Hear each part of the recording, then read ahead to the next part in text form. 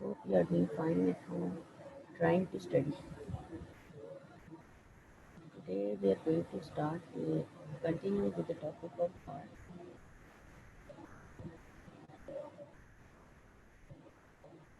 आज का जो हम टॉपिक है in the cardiac muscles the topic of discussion for today is the sino-atrial node or western node, which is this weaker part. इससे सारी heart की फेस को मेंटेन करना है, इनिशिएट करना है, उसको मेंटेन करना है at the normal regular intervals and the ectopic pacemaker. Any pacemaker at the site other than sinoatrial.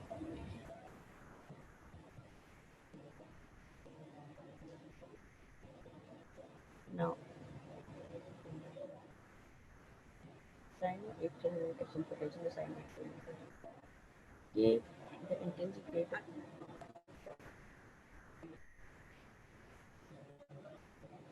the intrinsic rate of phase flow deceleration heart rate is faster. होता क्या है कि जो क्योंकि सेल्फ एक्साइटेटरी फाइबर्स होती हैं जो हमारे एक्साइटेटरी मसल्स हैं उनमें जो फास्टेस्ट जो रेट होता है that is generated from S A nodes उससे ज़्यादा स्लो होता है ए बी नोड में और स्लोएस्ट होता है पर्किंजी सिस्टम। ठीक है, जो कि एस ए नोड से फास्टेस्ट आती हैं रेट ऑफ इम्पल्स से जनरेट होती हैं, इसलिए वो क्या करता है वो चार्ज ले लेता है सारा heart to run the heart at a normal regular pace. ठीक है, एस ए नोड क्या है? This is a small flattened ellipsoid या क्रिसेंट शेप स्ट्रिप होती है of the specialised cardiac muscle होती है। This is 3 centimetre wide, 15 millimetre long and 1 millimetre thick और ये प्रेजेंट होती है in the superior posterolateral wall, ऊपर वाला, पीछे वाला और लैटरल वाला जो एक कॉर्नर बनता है हार्ट का in the right atrial wall, जहाँ पे सुपीरियर वेना केवा आके खुल रही है, उसके पास ये एसे नोड के फाइबर्स पड़े होते हैं। ठीक है, वो एसे नोड का एरिया होता है। Fibers are 3 to 5 micrometer in diameter and they have no contractile filament. इसमें सारे excitatory fibers होते हैं जिन्होंने electrical stimulus लेना है और self excitation होती है उसमें और उन्होंने खुद से self generating impulses देनी है तो और उसमें कोई muscular contact नहीं होता है और कोई contractile muscle नहीं होती क्योंकि उसमें contractions नहीं होनी है। And these fibers जो ऐसे रोड के fibers हैं they are connected directly to the right atrial muscle fibres जो दूसरे हैं उनके साथ डायरेक्टली कनेक्टेड होता है। ठीक है, एस नोड की जो एक्शन पोटेंशियल की जनरेशन है उसमें सोडियम जो वोल्टेज गेटेड सोडियम चैनल्स हैं उनका कोई काम नहीं होता, जैसे स्केलेटल मसल में है कि जाके डिपोलराइजेशन जो है ना वोल्टेज गेटेड सोडियम चैनल में करनी है। एस नोड एक्शन पोटेंशियल में इस तरह नहीं होता, although sodium voltage gated sodium channel पड़े होते हैं इसमें, लेकिन they do not take part in the generation of action potential. ठीक है, तो द डीपोलराइजेशन इसमें कहाँ से होती है? ये voltage gated slow calcium channel से इसमें डीपोलराइजेशन होती है। ठीक है, ये this is one of the difference जो हमने कल differences between skeletal, cardiac and smooth muscle. ठीक है, the membrane of SN node is inherently linked to sodium and calcium ions. जो SN node की membrane है उसमें बाय स्ट्रक्चरली और प्राइमरली उसमें जो सोडियम और कैल्शियम चैनल आयंस जो है ना they can leak inside the SN node fibers। ठीक है, उससे होता यह है कि इसका जो मेम्ब्रेन पोटेंशियल है वो ज़रा that can rise towards the positive side यानी नेगेटिव भी इसमें कम हो सकती है, इसीलिए इसमें जनरेशन ऑफ इम्पल्स जो है ना वो आसान होती है क्योंकि इसका थ्रेशोल्ड जल्दी आ जाता है। नाउ अब ये देखिए, दिस इज एस्टेनोडल एक्शन पोटेंशियल। कल हमने पढ़ा था वेंट्रिकुलर एक्शन पोटेंशियल, अगर आप उसके डायग्राम याद हो तो इसका देखिए डिफरेंस है। उसमें था जीरो फेज थी, 1 2 एंड 3 एंड 4 यानी 5 फेजेस थी। ठीक है, इसमें हम स्टार्ट करते हैं विद फेज 4, फिर 0 है एंड फिर 3 है। ठीक है, फेज 4 जो है ना ये देखिए छोटे से स्लोप है जो ऊपर जा रहा है जो कि इस electrical potential of the membrane को इसके नॉर्मल से उठा के और वो ले जाता है टूवर्ड्स द थ्रेशोल्ड लेवल, जहाँ पे जाके फिर एक्शन पोटेंशियल जनरेट होना है। ठीक है, अब होता क्या है, ये जो स्लोप है इसको हम कहते हैं प्री पोटेंशियल स्लोप। ऐसे नोडल एक्शन पोटेंशियल का फेज फोर को हम कहते हैं प्री पोटेंशियल स्लोप या स्पॉन्टेनियस स्लो डिपोलराइजेशन, जो कि हो रही होती है, जो कि ऐसे नोड की जो मेन एक्टिविटी है उस वो इसी जो स्लोप है या प्री पोटेंशियल स्लोप है इसकी वजह से ऐसे नोड की सारी क्वालिटी होती है, दैट इज ऑटोमेटिसिटी, जो ऑटोमेटिकली जनरेट करती है नर्व इम्पल्सेस। ठीक है, रेस्टिंग मेम्ब्रेन पोटेंशियल जो एसएन का होता है दैट इज -55। अगर आपको याद होगा तो के जो स्केलेटल मसल था उसमें -90 था, जो नर्व फाइबर था उसका -90 था, और जो हमने स्मूथ मसल्स देखे थे उसके -50 -60 के करीब था। ठीक है, तो रेस्टिंग मेम्ब्रेन पोटेंशियल जो एस नोड का है दैट इज़ -55 मिलीवोल्ट्स। अब में सोडियम फास्ट चैनल्स जो होते हैं ना, वो उनका कोई रोल नहीं होता in the generation of action potential as I have already told you. और सोडियम फास्ट चैनल जो है ना वो क्लोज रहते हैं at the membrane potential of -55 या इससे जो ज़्यादा कम नेगेटिविटी वाले हैं तो वहाँ पर ये क्लोज रहते हैं। सो इनका कोई काम नहीं होता यहाँ पर, सिर्फ जो सोडियम कैल्शियम चैनल्स होते हैं, slow sodium calcium channels, they get activated and cause the action potential. ठीक है, इसमें मेन जो एक्शन पोटेंशियल जनरेट होता है वो स्लो सोडियम कैल्शियम चैनल से होता है। ठीक है, सोडियम लीक चैनल्स प्रेजेंट होते हैं विद इन द मेम्ब्रेन, जहाँ से सोडियम को और थोड़ा सा इनफ्लक्स होता है सोडियम को, जिसकी वजह से इसकी नेगेटिविटी कम हो जाती है, यानी पॉजिटिव आइंस अंदर आते हैं, नेगेटिविटी कम हो जाती है, तो -55 से ये ऊपर चला जाता है। ठीक है, this is due to the inherent जो लीकीनेस होती है एसिड की तो सोडियम एंड द कैल्शियम, जो कि अलाउ करती है influx of the positively charge sodium ions to cause a slow rise होता है in the resting membrane potential in the positive direction. ठीक है, दस द रेस्टिंग पोटेंशियल ग्रेजुअली जो है ना वो राइज कर देता है between two heart beats. When the potential reaches a threshold, जब पोटेंशियल -55 से पॉजिटिव आइंस के आने से माइनस बढ़ता जाता है और लेस नेगेटिव होता है और -40 तक चला जाता है। -40 जो है ना that is the threshold for the opening of the sodium calcium channels. ठीक है, -40 millivolt is the threshold for the opening of the sodium calcium channels। वो एक्टिवेट हो जाते हैं और वो फिर एक्शन पोटेंशियल करते हैं, जनरेट कर देते हैं। एक्टिव होने का मतलब ये कि वो खुल जाते हैं और ज़्यादा इन्फ्लक्स होता है, rapid influx of sodium and calcium, जिसकी वजह से वो एक्शन पोटेंशियल जनरेट करते हैं। ठीक है, यहाँ पर देखिए ये यहाँ से फेज 4 में जो सोडियम जो लीकी चैनल्स हैं वहाँ से थोड़ा कैल्शियम और सोडियम जो है मेनली सोडियम जो आता है, और ये जो है एक्शन मेम्ब्रेन पोटेंशियल को -55 से ले उठा के और वो ले जाता है ऊपर अप टू -40 पे आके यहाँ पे सोडियम और calcium slow sodium calcium channel खुल जाते हैं और अंदर इन्फ्लक्स होता है, जिसकी वजह से एक रैपिड अप स्ट्रोक आता है। ठीक है,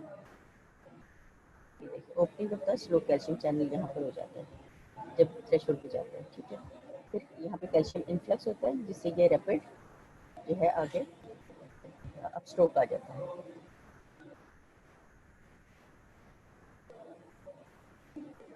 ये नीचे जो है ये मैंने जैसे आपको बताया सोडियम एंड कैल्शियम इन्फ्लक्स होता है बिकॉज ऑफ इनहेरेंट लीकीनेस। अब आगे फेज 0 जो अप स्ट्रोक है, up stroke of action potential at the threshold level that is -40 millivolt voltage gated slow calcium channel, they open up and leading to the influx of the calcium causing depolarization. Anytime the membrane potential remains less negative than about -55 for more than a few milliseconds, an inactivation gate on the inside of cell membrane permits the pass through the channel।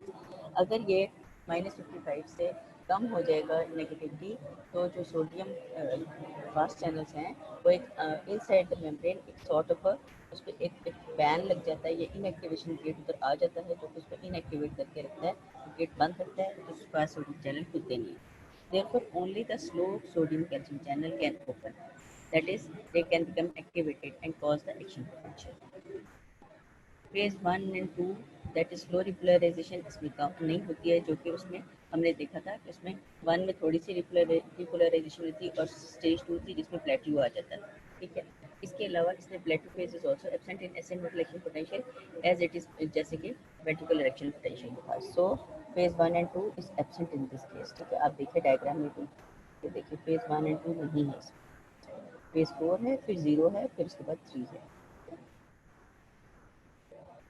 ऐसे जो phase 3 होती है it is the repolarisation phase.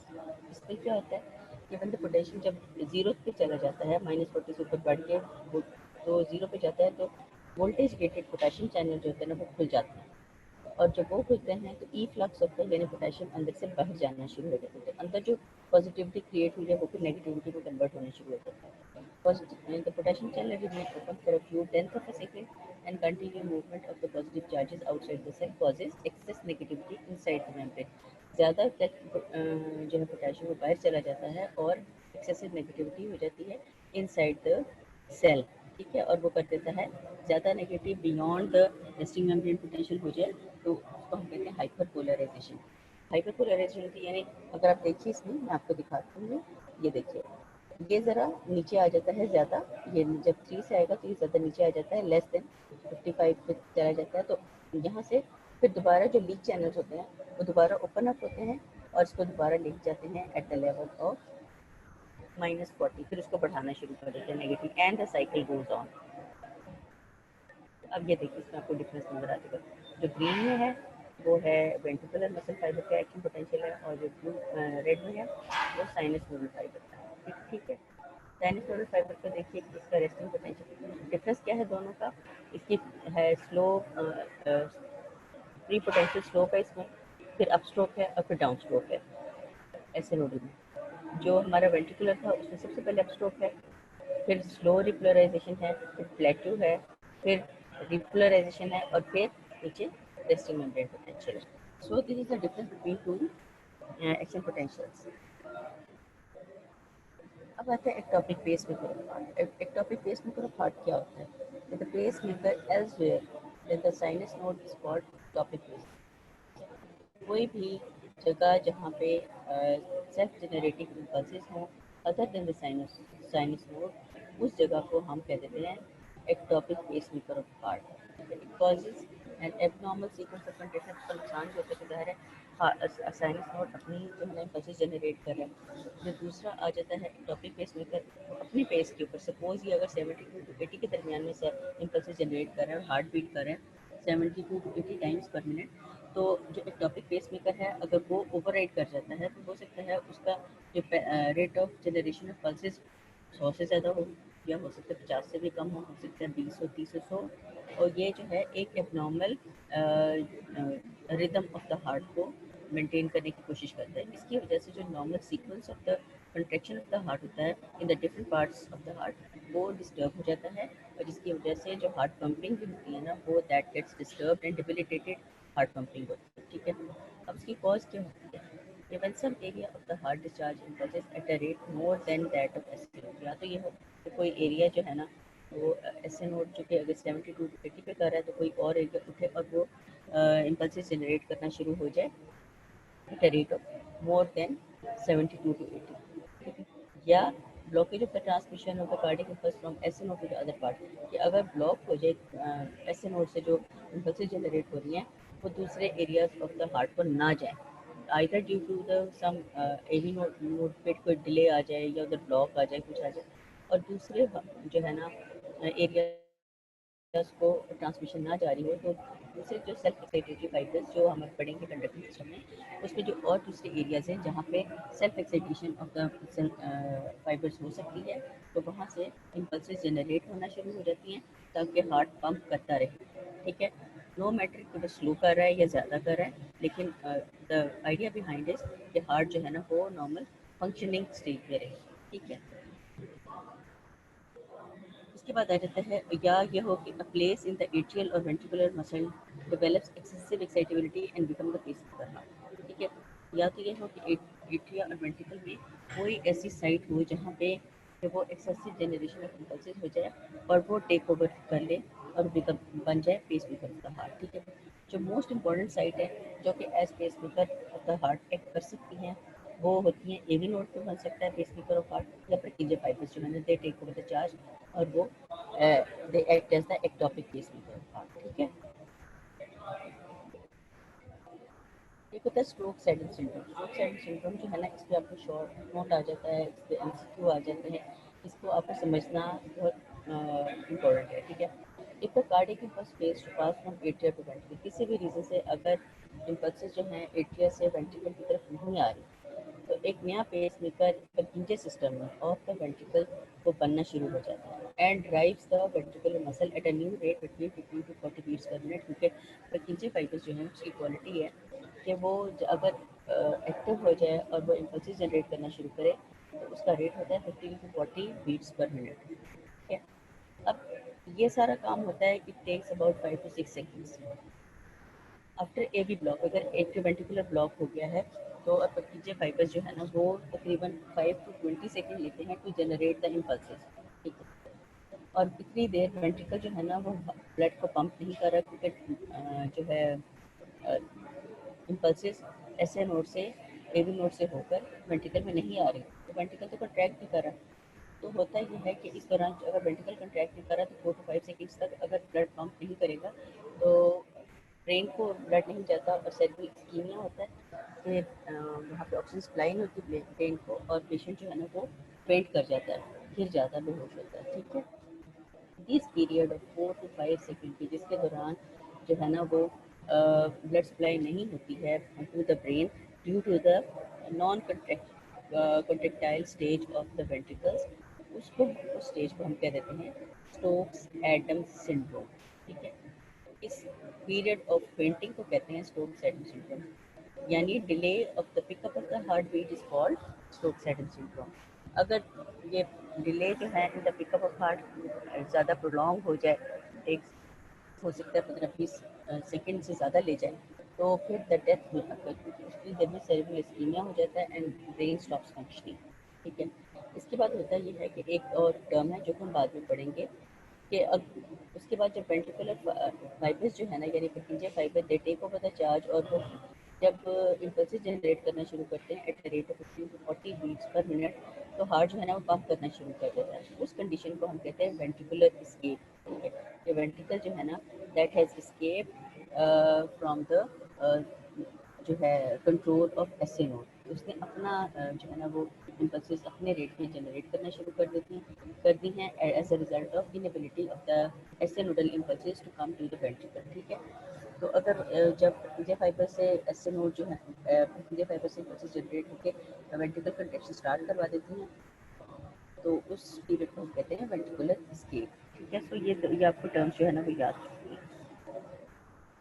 उसके बाद आ जाता है excitatory and conducting system of the heart. ठीक है, this is very important. Heart में स्पेशलाइज फाइबर्स होते हैं जिनमें एबिलिटी होती है टू गेट सेल्फ एक्साइटिंग। इसके दो मेजर फंक्शंस होते हैं conducting system of the heart के। एक तो spontaneous generation of cardiac pitching potential होता है और कार्डियक इम्पल्सेस होती है विदाउट एक्सटर्नल स्टिमुलस, यानी अगर इनमें एबिलिटी होती है कि बाहर से कोई इनको स्टिमुलस ना भी आए तो they have the ability to generate the action potential on their own.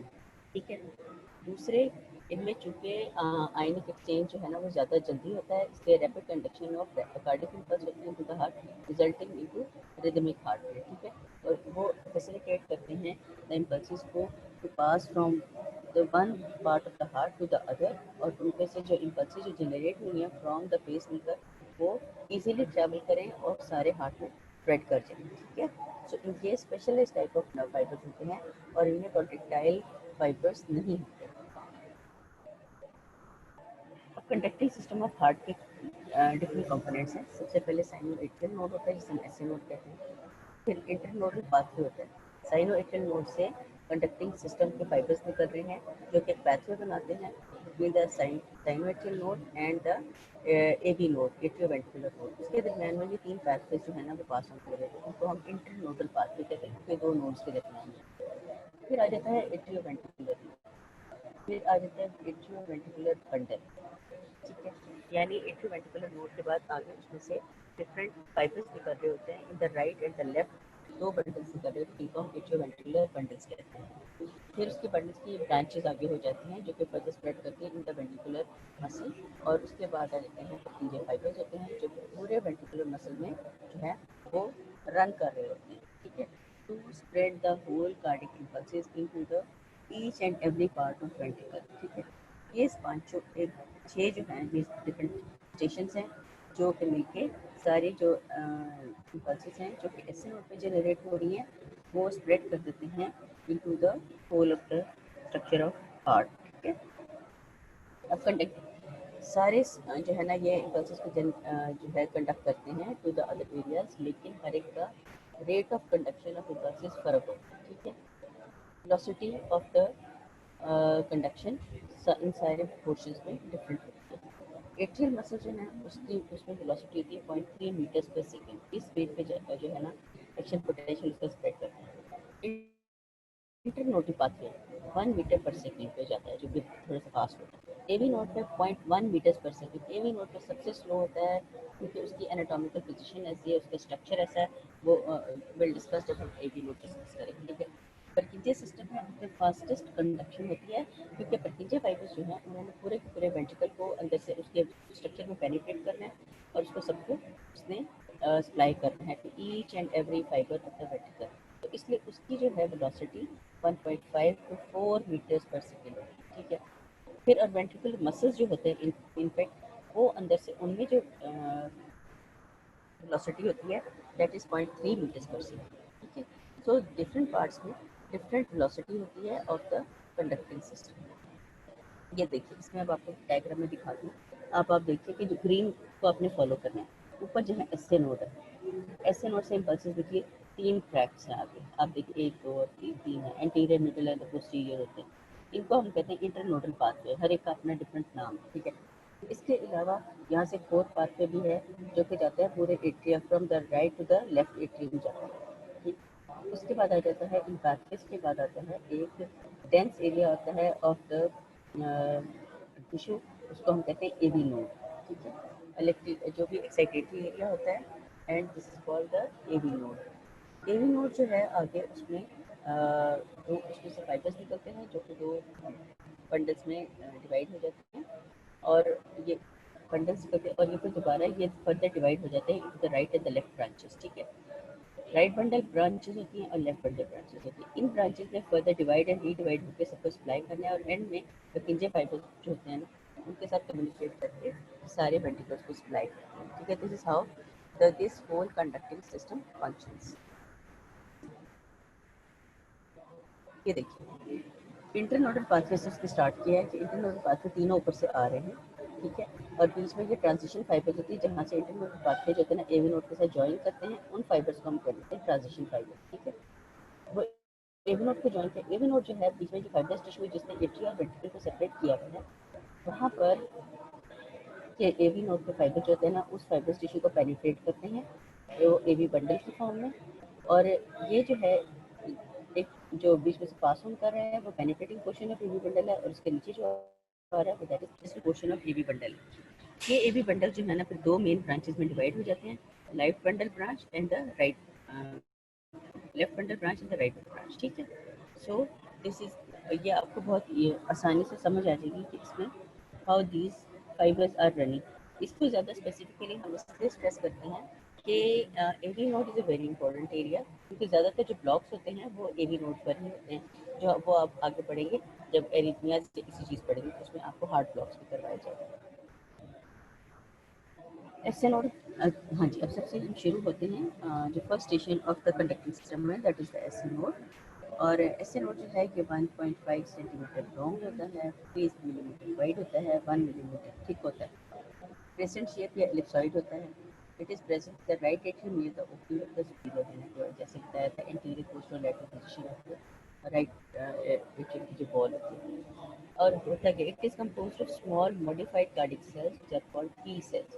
P cells बहुत इंपॉर्टेंट है because they are highly excitatory cells, और इसी चूंकि ये हाईली एक्साइटेटरी सेल्स होते हैं इसीलिए इनमें जो सेल्फ जनरेशन ऑफ इम्पल्सेस होती हैं वो भी ज़्यादा फास्ट होती हैं और ज़्यादा एक्टिव होती हैं, ठीक है। ये पीस सेल्स जो होते हैं ना they are present in between the collagen fibres, जो कि इसमें पड़ा हुआ है एस एन के ऊपर, ठीक है। और this S N is supplied by, अब इसको भी कोई नर्व सप्लाई कर रही है, it is supplied by the right vagus nerve and sympathetic nerve fibres. आपने बस नाम याद कर लेने, इनके बारे में डिटेल हम सब्सिक्वेंट जब हम सीएनएस वगैरह पढ़ेंगे तब आपको सब डिटेल में बताएंगे, ठीक है। तो राइट वेगस नर्व सप्लाई करती है एस एन को और sympathetic nerve fibres. Right vagus nerve heart rate को स्लो करती है, और जो सिंपैथेटिक नर्व फाइबर्स हैं वो इसको एक्टिवेट करते हैं और हार्ट रेट को ज़्यादा करते हैं, ठीक है। फिर आ जाता है इंटरनोडल पाथवे। मैंने जैसे बताया internodal pathway S A node से लेके ए बी नोड तक जाते हैं, ठीक है। साइनोइडल नोड से एट्रियोवेंट्रिकुलर नोड तक जाते हैं। तीन टाइप के होते हैं फाइबर्स, वो निकलते हैं मेनली चार पाथवे होते हैं। तीन जो है ना एंटीरियर मिडल और पोस्टीरियर जो ब्रांचेस की फॉर्म में आते हैं। एंटीरियर का को हम कहते हैं ट्रैक्ट ऑफ बैकमैन, मिडिल को कहते हैं वेंकी बैक, एंड पोस्टीरियर जो होता है उसको ट्रैक्ट ऑफ कॉरल कहते हैं, ठीक है। Velocity is faster in these pathways than in the atrial musculature. जो सराउंडिंग एट्रियल मस्कुलेचर है उसमें जो इम्पल्स की जो वेलोसिटी है वो कम होती है, और इन फाइबर्स में velocity of conduction of the impulse ज़्यादा होती है, फास्ट होती है बिकॉज जो है एट्रियल मस्कुलेचर जो है वो कंडक्ट नहीं कर सकता, और ये फाइबर्स जो होते हैं इनमें हाईली एक्साइटेटिंग फाइबर्स होते हैं जिनसे कि ये कंडक्ट हो जाता है। फोर्थ पाथवे जो है ना एक निकलता है passes from the interior wall of the right atrium to the left atrium. जाहिर है राइट एट्रियम से एवी नोडल पे तो आ गया, लेकिन लेफ्ट एट्रियम को भी तो जानिए। सो एक पाथवे जाता है from the right atrium to the left atrium and it is called anterior interatrial bundle. ठीक है, तो कहते हैं एंटीरियर इंटर एट्रियल बंडल के इन बिटवीन द एट्रिया ये एक बंडल पड़ा हुआ है एंटीरियर साइड पे, सामने की साइड पे, और ये बैंड जो है ना वो इम्पल्सेस देता है from the right side to the left side. Conduction velocity इसकी ये 1 मीटर पर सेकेंड। ठीक है, यानी जो दूसरे पाथवे की कंडक्शन वेलोसिटी है वही इसकी है। सो मेनली चार जो हैं वो इंटरनोडल पाथवेज होते हैं, एंटीरियर मिडिल पोस्टीरियर होते हैं, और एक इंटरनोडल एंटीरियर इंटरनोडल बैंड होता है जो जिसकी भी वेलोसिटी उनके बराबर होती है। High velocity in these pathways is due to the presence of specialised conductive fibres. ठीक है, इसमें स्पेशलाइज्ड कंडक्टिव फाइबर्स होते हैं जो कि जिनके अंदर हाई वेलोसिटी होती है इन सब में। ठीक है, between the internodal pathway and AV node there are transitional fibres. ठीक है, मैंने आपको पहले डायग्राम में भी दिखाए थे, ये देखिए ये इंटरनोडल पाथवे और ट्रांजिशनल इंटरनोडल पाथवे आ रहे हैं तीनों, और ए बी बट नोड ये है उसके बीच में ट्रांजिशनल फाइबर्स आपको नजर आ रहे हैं। ठीक है, उसके बाद आ जाते हैं A B node. A B node is very important structure of conducting system of heart, but its structure is similar to SNO with some differentiating points. ठीक है, it is located in the posterior wall of right atrium behind the tricuspid valve. ठीक है, अब ये क्या है, tricuspid valve पड़ा होता है, एक वेल्व होता है जो कि between the right atrium and the right ventricle के दरमियान में होता है। ये जो ट्राइकस्पिड वेल्व होता है it is near the posterior wall of the right atrium. इसके नजदीक इसके पीछे ही ये एट्रियोवेंट्रिकुलर नोड पड़ा होता है। ठीक है, no conduction in the transitional fibers, nodal fibers, and penetrating AV bundle fibers is due to the diminished number of gap junctions, so their resistance to conduction wise। होता क्या है कि इसमें जाके कंडक्शन स्लो हो जाती है ट्रांजिशनल फाइबर्स में, एवी बंडल फाइबर्स में, और उससे आगे जो फाइबर्स जा रहे हैं। ठीक है, इसमें होता यह है कि चूंकि इनमें गैप जंक्शंस कम होते हैं, गैप जंक्शंस हमें पता है कि जहाँ पे भी गैप जंक्शन होते हैं वहाँ पे आयनिक एक्सचेंज जो है वो बहुत फास्ट होता है। फास्ट आयनिक एक्सचेंज की वजह से वहाँ पे कोई भी इम्पल्स की वेलोसिटी जो होती है वो बहुत ज़्यादा होती है। चूँकि इसमें गैप जंक्शंस कम हैं तो उसकी वजह से जो resistance to the flow of ions वो बढ़ जाती है। जब रेजिस्टेंस बढ़ जाती है तो जो आयन का फ्लो है वो भी स्लो हो जाता है। जब वो स्लो होगा तो इम्पल्सिस की जो कंडक्शन है from the AV node to the ventricles वो भी स्लो हो जाती है। अब delay of conduction from SA node to AV node is 0.03 second, यानी एसए नोड से एवी नोड तक आने में इम्पल्स को 0.03 सेकेंड लगते हैं। डिले एट एवी नोड में से पास होने के लिए 0.09 सेकेंड लगते हैं, और पेनिट्रेटिंग बंडल जो होता है ना आगे जो कि वेंट्रिकल में जाके पेनिट्रेट कर रहा है उसमें 0.04 सेकेंड लगता है। तो ये टोटल जो है ना time delay from SA node to the AV node या एट्रिया टू द वेंट्रिकल जो टोटल टाइम है वो 0.16 सेकेंड लगता है। ये 0.16 सेकेंड की वैल्यू जो है आपने याद रखनी है, बिकॉज आगे इसी चीज़ की जो है आप पढ़ेंगे तो उसमें 0.16 सेकेंड की बड़ी इंपॉर्टेंस है, क्योंकि इसके ही ज़्यादा होने या कम होने से हम different diseases of the heart को डायग्नोज करते हैं।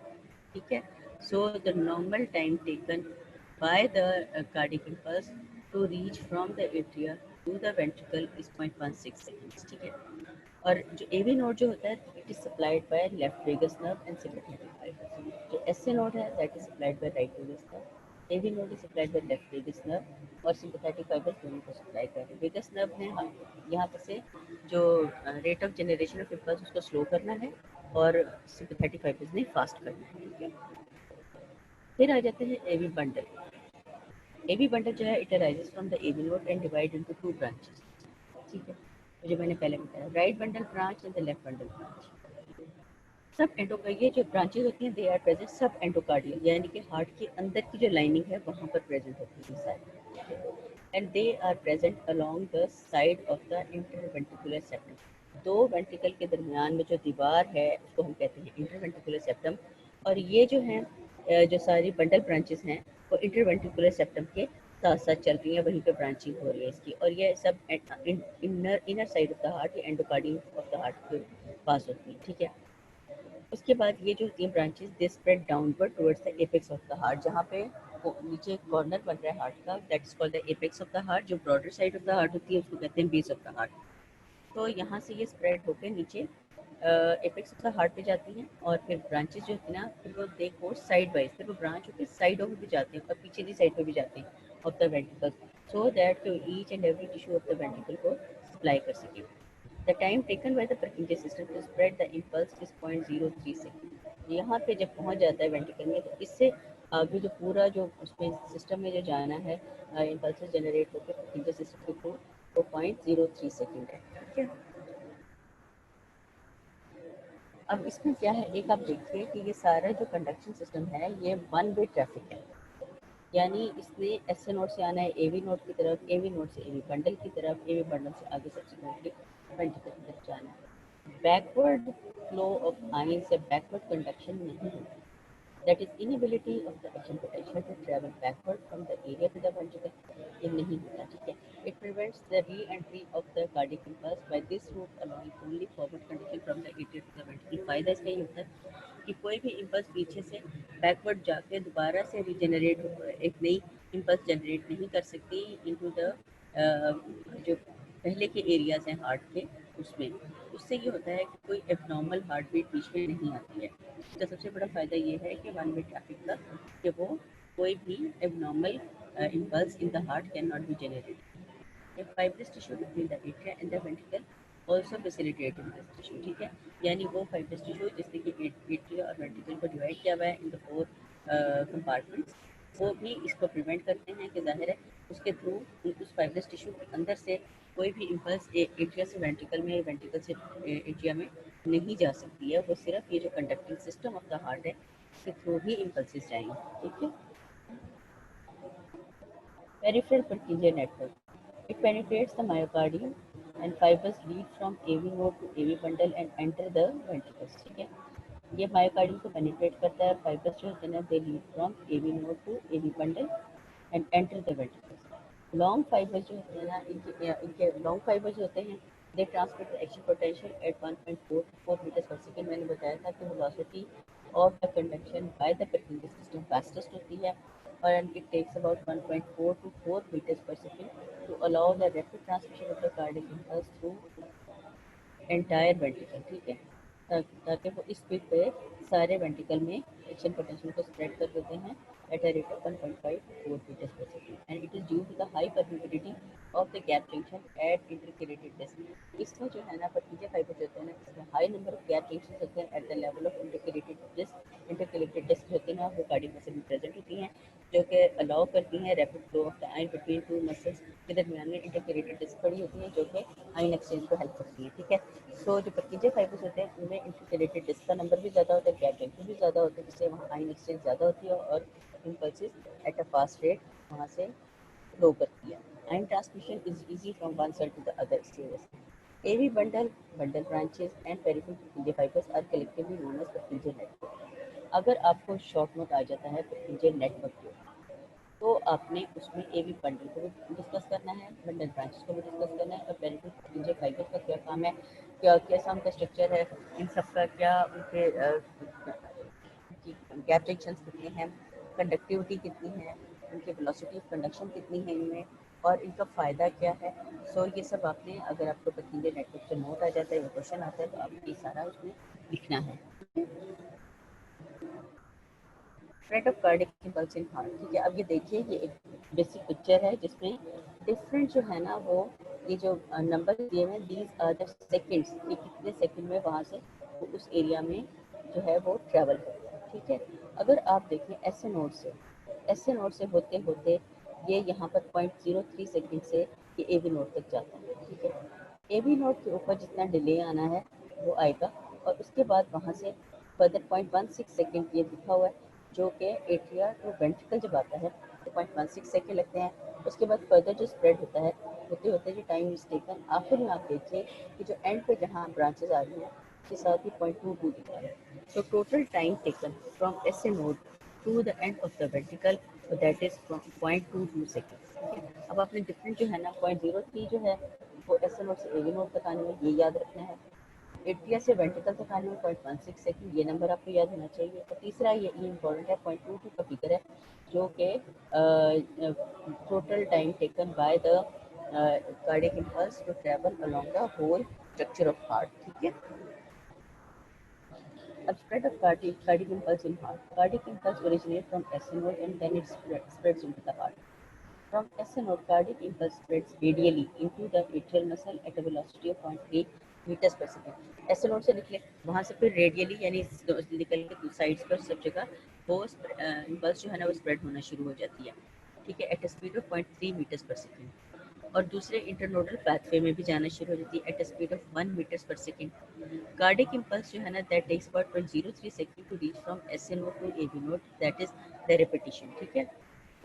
उसके बाद क्या होता है, point at 0.16 second it enters the AB bundle. AB bundle के अंदर वो पॉइंट एट 0.16 सेकंड पे चली जाती है। So the cardiac impulse takes 0.13 second to pass through the AB node. Total time जो है ना एबी नोड के अंदर जो है ना और एबी बंडल के अंदर वो लग जाता है 0.13 सेकंड का। ठीक है, तो ऊपर तो सिर्फ 0.03 सेकंड लगे हैं एक एस नोड से एबी नोड तक आने में।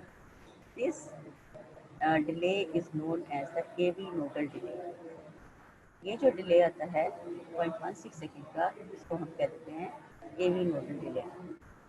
आउट ऑफ दिस, अब ये जो 0.13 सेकंड का जो एवी नोड पर आया है डिले, वो उसमें से 0.13 सेकंड में से जो 0.09 सेकंड है वो एवी नोड पे डिले आया है, क्योंकि वहाँ पे पहले बताया कि गैप जंक्शंस कम हैं और इंटरकलेटेड डिस्क भी कम है, जिसकी वजह से रेजिस्टेंस है to the flow from that area. ठीक है, ऑफ द कार्डिक इम्पल्स।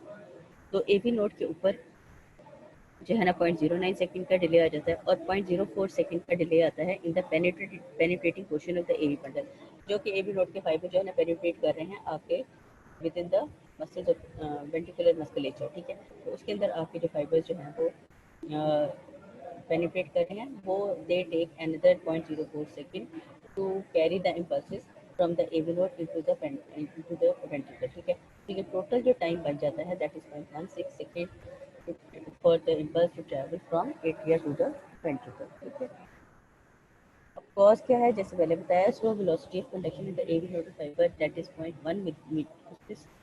जो वेलोसिटी होती है 0.1 मीटर्स पर सेकंड पर होती है। ठीक है, the velocity is slower in AV node because of the एक फ्यू गैप जंक्शंस हैं बिटवीन एवी नोडल फाइबर और दूसरे जंक्शंस प्रेजेंट होते हैं other than the gap junctions having high electrical resistance. उनमें बजाय इसके कि कोई ऐसे जंक्शंस प्रेजेंट हो, गैप जंक्शंस हो कि वो फैसिलिटेट करें the movement of the ion, exchange of ion को या इलेक्ट्रिकल इम्पल्सेस को, कि वो ट्रैवल करें रेडिली वहाँ से।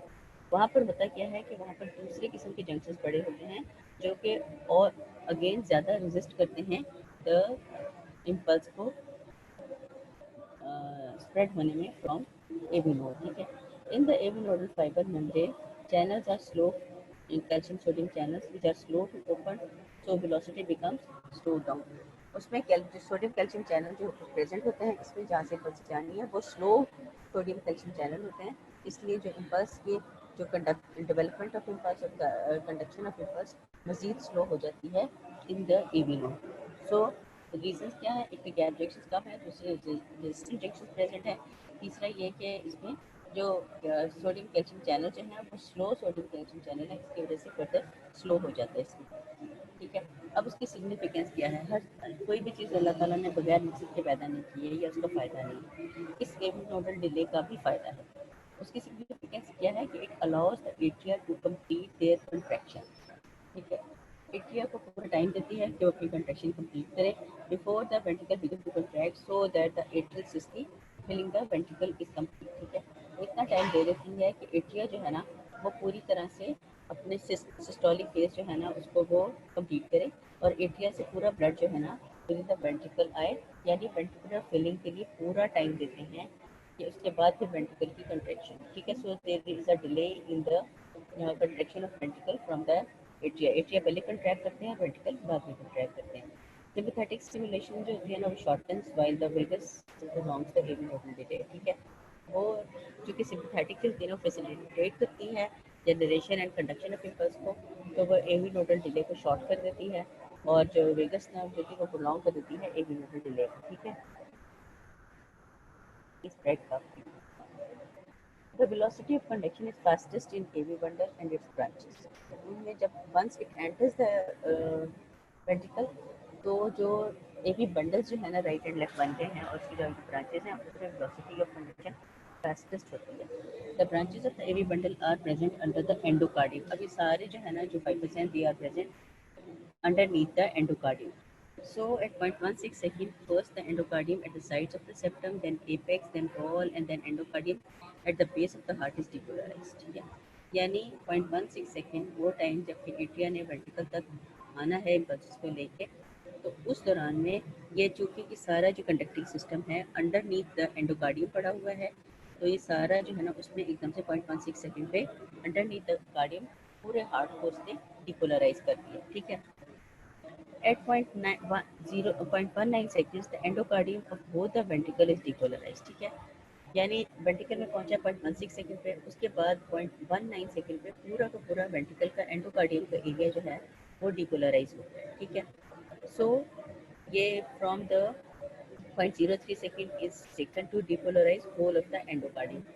एंडोकार्डियम एट्रिया से लेके जहाँ वेंट्रिकल शुरू हो रहा है वहाँ तक 0.16 सेकंड लगे. बाकी का पूरा जो है ना एंडोकार्डियम के नीचे का जो वेंट्रिकल का जो एरिया है उसमें 0.03 सेकंड लगे. सो पूरा का पूरा वेंट्रिकल का एंडोकार्डियम का एरिया डिपोलराइज होने में 0.19 सेकंड ले लेता है. ठीक है. From the endocardium cardiac muscle enters the epicardium at the velocity of 0.3 to 0.5 seconds. ठीक है. अब एंडोकार्डियम से भाई ऊपर मसल्स भी तो पड़े हैं और ऊपर एपिकार्डियम भी पड़ा है, तो वहाँ तक भी तो कंडक्शन जानी है. ठीक है. इम्पल्सेस जो होती है ना जो एंडोकार्डियम में आते हैं वो एपिकार्डियम की तरफ जाना शुरू हो जाती हैं, यानी वो विद इन द फाइबर को पास करती हैं at a velocity of 0.3 to 0.5 meters per second पे. So the cardiac impulse takes another 0.03 second to pass from the endocardium to epicardium. So मजीद इसमें 0.03 सेकेंड लग जाते हैं कि वो एंडोकार्डियम से एपिकार्डियम तक सारी इम्पल्सेस चली जाएं और पूरा पूरा हार्ट जो है ना वो डिपोलराइज हो जाए. In the right ventricle, cardiac impulse takes 0.02 seconds to pass from the endocardium to epicardium because of less thickness of the right ventricular wall. Right ventricle side पे 0.02 सेकंड लेते हैं, लेफ्ट वेंट्रिकल साइड पे 0.03 second लेते हैं from endocardium to epicardium. So in this way, once the cardiac impulse enters the AV bundle, it takes 0.06 seconds to depolarize both the ventricles. ठीक है, यानी 0.16 से आगे 0.06 सेकंड लगता है 0.03 सारा एंडोकार्डियम करने के लिए और 0.03 सेकंड एंडोकार्डियम से एपिकार्डियम तक को डिपोलराइज करने के लिए. सो टोटल ऑफ 0.06 सेकंड को लेता है to depolarise whole of the heart, यानी बोथ द वेंट्रिकल को सारा करने के लिए. So the time taken by the cardiac impulse to depolarize whole of the heart after its origin from SN is 0.22 second. इस तरह से ये 0.22 सेकंड लगते हैं total time taken by the cardiac impulse to travel from SN node to the whole of the heart. ठीक है. अब आ जाता है function of Purkinje system. Purkinje system जो है ना that rapidly transmits the cardiac impulse to both ventricles so that all parts of both the ventricles contract simultaneously. ठीक है. तो इसलिए जो पर्किंजी सिस्टम में चूँकि फास्टेस्ट होती है इम्पल्स वेलोसिटी, तो वो फास्टेस्ट इसलिए करता है कि वेंट्रिकल जो है ना वो जल्दी से पूरे जो है ना डिपोलराइज हो जाए और उनमें वेंट्रिकल जो है ना वो दोनों साइमल्टेनियसली कंट्रैक्ट करें. It prevents the development of ventricular arrhythmia. वो दोनों को एक एक फेज में दोनों तरफ जो है इम्पल्सेस को जनरेट करवाते हैं सो दैट या उनको कंडक्ट करते हैं इम्पल्सेस को, और इस तरह से एरिथमियाज को यानी कोई any impulse without a rhythm वो उसमें जनरेट ना हो सके. The refractive period is 25% longer than that of ventricle. और इसमें जो है पर्किंजी सिस्टम के अंदर जो उसका रिफ्रैक्टिव पीरियड होता है, अब आपको पता है रिफ्रैक्टिव पीरियड वो पीरियड होता है जिसमें कोई दोबारा उसको स्टिमुलेट या डिपोलराइज नहीं किया जा सकता during the phase of depolarisation. ठीक है. इसका 25% लॉन्गर होता है and it allows the cardiac impulse to pass into the ventricle and ventricles are out of their refractory period. So this prevents the development of arrhythmia. ठीक है. क्योंकि इसका longer refractive period होता है तो ये वेंट्रिकल्स को पूरा टाइम देते हैं कि वो अपनी कंट्रैक्शन कंप्लीट करें और ताकि उनमें कोई नई जो है वो एरिथमियास डेवलप ना हो सके. तो पर्किंजी सिस्टम जो होता है ना उनका सबसे बड़ा फ़ायदा यही होता है. This was all about today's lecture. तो हाँ, आज हमने इसमें पढ़ा है एक तो साइनोएट्रियल नोड की क्या होती है, उसकी क्वालिटीज़ क्या होती हैं. ठीक है. कहाँ पर इसकी लोकेशन है और इसके फाइबर्स जो है ना वो how they are connected directly to the free channels, ठीक है। उसके बाद जो है ना इसमें बताया है कि इसके एक्शन पोटेंशियल जो है ना वो किस तरह जनरेट होता है, और वोल्टेज गेटेड सोडियम चैनल का कोई काम नहीं होता। इस पे सोडियम कैल्शियम चैनल होते हैं जो कि इसमें एक्शन पोटेंशियल जनरेट करते हैं, ठीक है। और इसके अलावा इसकी जो इनहेरेंट एक क्वालिटी होती है जिसकी वजह से ऑटोमेटिसिटी जिसकी क्वालिटी है वो मेंटेन करती है, वो ये होती है कि ये membrane is leaky to sodium calcium ions, ठीक है। और अब इसके एक्शन पोटेंशियल जो है उसकी 4 फेजेस होती हैं, फेज़ 4 होती है, फेज़ 3 होती है, phase 4, phase 0 and phase 3। Phase 4 is the free potential slope होती है जो कि सोडियम लीकी चैनल्स की वजह से होती है। रेस्टिंग मेम्ब्रेन पोटेंशियल जैसे उनका -55 है, वो उसको लेके चले जाते हैं सोडियम इन्फ्लक्स की वजह स्लो सोडियम इन्फ्लक्स की वजह से वो -40 पे चला जाता है। -40 से ये आगे वहाँ पे ओपन अप हो जाते हैं सोडियम कैल्शियम चैनल, जिससे कि एक अपस्ट्रोक आ जाता है जो कि जीरो फेज हम कह देते हैं। जब ये पॉजिटिव की साइड पे जाता है तो कैल्शियम जो पोटेशियम चैनल्स हैं वो वोल्टेज गेटेड पोटेशियम चैनल खुल जाते हैं, पोटेशियम इफ्लक्स शुरू हो जाता है और रिपोलराइजेशन हो जाती है इसकी, ठीक है। ये डायग्राम आपने इसकी याद रखनी है, एक्शन पोटेशियम कह सकते हैं, ठीक है। फेज 1 2 दोनों एब्सेंट होती हैं as that present in the ventricular action potential, और इसमें फ्लैक्चुअल फेज भी नहीं होती है। उसके बाद ये रिपोलराइजेशन फेज है जो कि ज़्यादा वीक कर जाए तो हाइपरपोलराइज होते हैं, लेकिन चूंकि सोडियम जो है ना लीकी चैनल्स होते हैं वो अंडर पॉजिटिविटी ले आते हैं, so they bring the threshold bring the resting membrane potential to the threshold level again, और नया साइकिल स्टार्ट हो जाता है, ठीक है। ये डिफरेंसेस हैं दोनों के, action potential of the sinoatrial node and action potential of ventricular fibres, ठीक है। एक टॉपिक पेस में तो कौन से होते हैं कि any side other than the S node, अगर वहाँ पे इम्पल्सेस जनरेट होना शुरू हो जाए तो उसको टॉपिक पेस में तरफ पार्ट कर देते हैं। मोस्ट कॉमन साइड जो होती है ना ए बी नोड होता है, वहाँ पर हो सकता है परपेंडिकुलर फाइबर्स। उसके बाद स्ट्रोक साइडम सिंड्रोम होता है कि अगर किसी वजह से ऐसे नोडल जो इम्पल्सेस हैं वो आगे वेंट्रिकल्स में ना जा रही तो वेंट्रिकल कंट्रैक्ट नहीं करते, वेंट्रिकल कंट्रैक्ट ना करे तो और 4 to 5 सेकेंड्स तक अगर ब्लड सप्लाई ब्रेन को ना जाए तो ब्रेन इस्कीमिया हो जाता है, पेशेंट जो है ना वो फेंट हो जाता है, और उस कंडीशन को उस 4 to 5 सेकेंड के पीरियड को हम स्ट्रोक साइडम सिंड्रोम कहते हैं। इस दौरान में आगे ये होता है कि अगर आगे protein fibres they take over the charge और वो नई इम्पल्सेस जनरेट करना शुरू कर दें और दोबारा से हार्ट बीट करना वेंट्रिकल्स बीट करना शुरू कर दें तो हम उसको कह देते हैं वेंट्रिकुलर एस्केप। ये आपने याद रखना है अच्छी तरह से। उसके बाद एक्साइटेटरी और कंडक्टिंग सिस्टम होता है, हार्ट होता है जो कि इम्पल्सेस जनरेट करता है उसको फास्टेस्ट वेलोसिटी पे आगे लेके जाता है। इसके डिफरेंट कंपोनेंट्स हैं, एस नोड है, ए बी नोड है, ए बी बंडल है। उसके बाद जो है ना एस नोड के बाद internode pathway, A B node, A B bundle, bundle branches और पेरिफेरल फ्रिंजियल नेटवर्क, ये सारे। अब इनकी डिफरेंट जगह पे डिफरेंट वेलोसिटीज़ हैं। फास्टेस्ट जो है ना वो फ्रिंजियल फाइबर में होता है और स्लोएस्ट जो है वो ए बी नोड में होता है। ये सारा जो है इसका कंडक्टिंग सिस्टम ऑफ हार्ट है जो एस नोड से शुरू होकर इंटरनोडल पाथवे वगैरह हैं और आगे फिर सारी ब्रांचेस हैं, ठीक। ये ए बी नोडल का है कि किस तरह से वो ट्रांसमिट करता है impulses from the internodal pathway into the ventricles, ठीक है। एस नोड का फिर उसमें डिटेल है कि उसमें बी सेल जो है वो स्पेशली इंपॉर्टेंट होते हैं फॉर कंडक्शन। इंटरनोडल पाथवे 3 तरह के होते हैं, एंटीरियर, मिडिल, पोस्टीरियर, और चौथा जो है एंटीरियर इंटरनोडल बैंड होता है जो कि राइट से लेफ्ट एट्रियम में चला जाता है, ठीक है। एंटीरियर इंटर एट्रियल बैंड होता है जो कि राइट एट्रियम से लेफ्ट एट्रियम में चला जाता है। इनमें जो वेलोसिटी होती है 180%। ए बी नोड जो है ना ये बहुत स्पेशल स्ट्रक्चर होता है, इसमें सबसे स्लो हो जाती है कंडक्शन, इसमें ब्लॉक भी हो सकता है। उसकी रीज़न भी होती है स्लोनेस की कि इसमें गैप जंक्शन वगैरह कम होते हैं, ठीक है। और दूसरे साइड पे दूसरे जंक्शन होते हैं जो कि रेजिस्टेंस बढ़ा देते हैं टूवर्ड्स द कंडक्शन।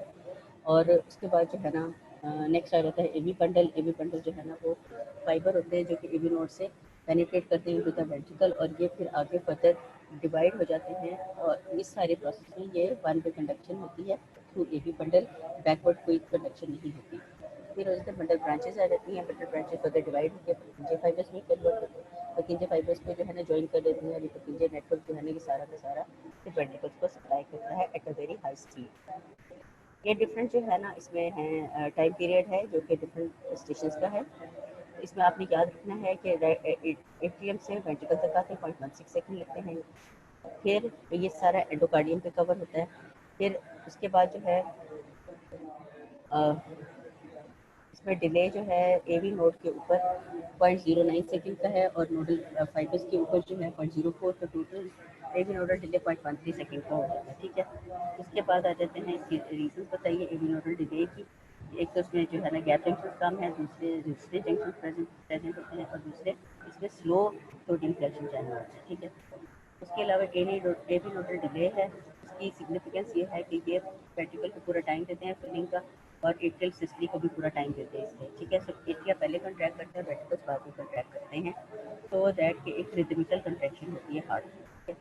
उसके बाद ये सारे एंडोकार्डियम से एपिकार्डियम की तरफ जाते जाते पूरे वेंट्रिकल में ये total time taken by the impulse from the SA node to the whole of the heart is 0.22 seconds। यही सीधे फाइबर जो है ना उनका ये काम जो रैपिडली करते हैं सप्लाई, और दूसरा ये एरिथमियास को प्रिवेंट करते हैं। ठीक, this is all for today's lecture. Tomorrow will discuss the cardiac cycle और कुछ और अगर कोई इम्पोर्टेंट ऐसे। ठीक है, any question which you want to discuss with me or you want me to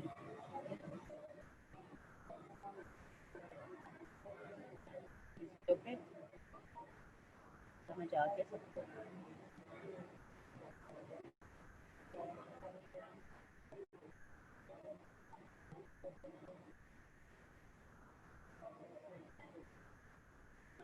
ठीक है, स्लाइड कुछ